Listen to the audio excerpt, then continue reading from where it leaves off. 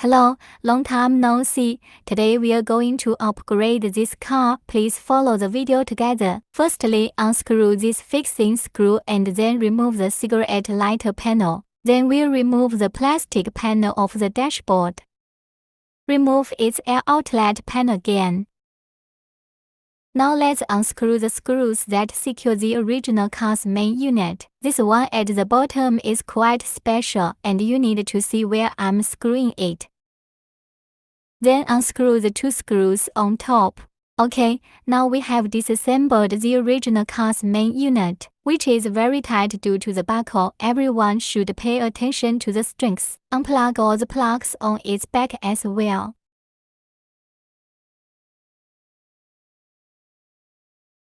Note that the white buckle can be removed and installed onto the Android radio during installation, which will be more stable. Now we will disassemble and install the original car emergency button onto the Android radio.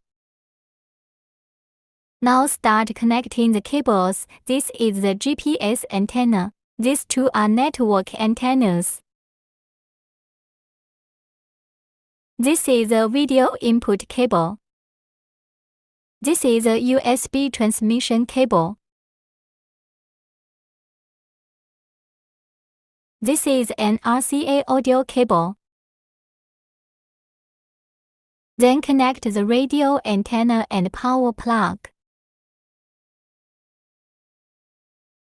Now we are connecting the original car radio plug. Then connect the original car power plug. Reconnect the emergency light plug again. After all connections are completed, install the Android radio onto it. Then restore the cigarette lighter panel again. Similarly, restoring the air outlet to the dashboard panel completes the installation.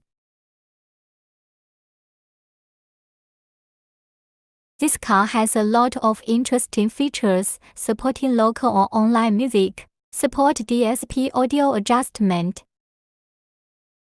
Support automatic search for local radio stations on the radio. Support local or online video viewing. Support offline or online maps. Supports Bluetooth phone and Bluetooth music. Carplay or Android Auto function from your phone.